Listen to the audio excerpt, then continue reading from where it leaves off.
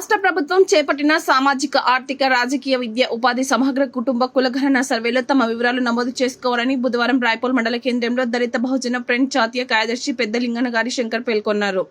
రాయపూర్లో దళిత వాడలో జరిగిన సర్వేలో డీసీఎఫ్ జాతీయ కార్యదర్శి పి శంకర్ పర్యవేక్షించారు. కుటుంబ వివరాల నమోదు పరిశీలించారు. ఈ సందర్భంగా జరిగిన సమావేశంలో శంకర్ మాట్లాడారు. ప్రతి ఒక్కరూ తమ పేరును నమోదు చేసుకోవాలని చెప్పి దళిత ఫ్రంట్ తరఫున కోరుతున్నాం.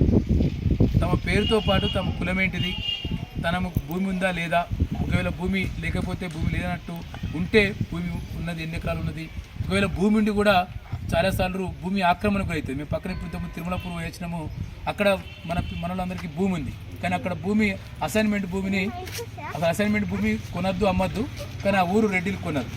ఇట్లా ఈ అసైన్మెంట్ భూమి అన్యాకృతమైనట్టు అనేక లెక్కలు చెప్తా ఉన్నాయి, సర్వేలు లెక్క చెప్తున్నాయి. కాబట్టి ఇది ఒక ప్రధానమైన సర్వే. ఒకవేళ కనుక మీ గ్రామంలో భూమి అన్యాకృతం అయితే మీకు వ్యక్తిగతంగా మీ భూమి ఎప్పుడైనా కబ్జా చేయడం కానీ, లేదు మీ భూమికి మీ ఆధీనంలో భూమి ఉంటుంది, కబ్జాలు ఉంటుంది, కానీ చాలాసార్లు పట్టాలు ఉన్నాయి, రికార్డు ఉండదు, రికార్డు లేవని చెప్పి మాకు ధరణి పట్టా లేదని చెప్పి కూడా వివరంగా దాంట్లో రాయించాలని చెప్పి కోరుతా ఉన్నాం. ఇంకొక దాంట్లో మీరు ఏం పని చేస్తూ ఉన్నారు, పని చేస్తేనేమో ఓకే పని చేసినట్టు, లేకపోతే ఖాళీగా తిరిగే దాంట్లో కాలమే ఉంది, నువ్వు ఖాళీగా తిరుగుతున్నావు అని. ఎందుకు ఆ కాలం పెట్టడం జరిగిందంటే చాలామంది పిల్లలకు ఏం ఉపాధి లేదు, ఉద్యోగం లేదు, ఉపాధి లేదు, డిగ్రీ వరకు ఎంఏ పీజీ చదివిలు చాలామంది పిల్లలు చదువుకొని ఉత్తగానే ఖాళీగా ఉన్నారు.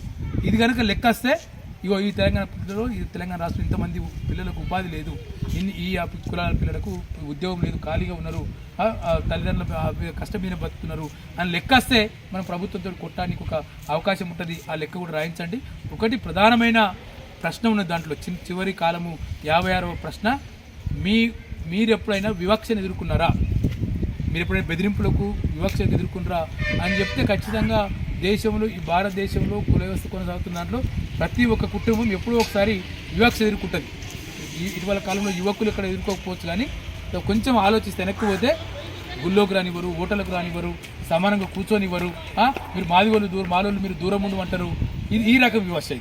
ఇది మీరు వ్యక్తిగతంగా మీరు ఎదుర్కొనలేదు కాదు, మీ కుటుంబం ఎప్పుడైనా అది కుటుంబం ప్రశ్న.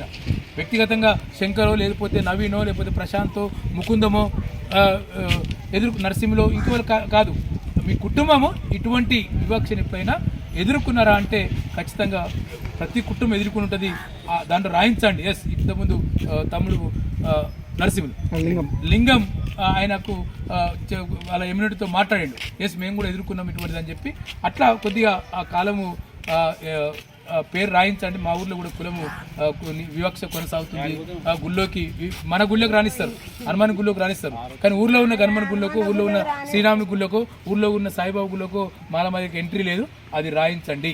అది రాయిస్తే కనుక ఈ రాష్ట్రంలో వివక్ష కొనసాగుతుందని ఒక లెక్క వస్తుంది.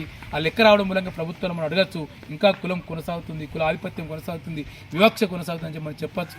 అట్లా మీరు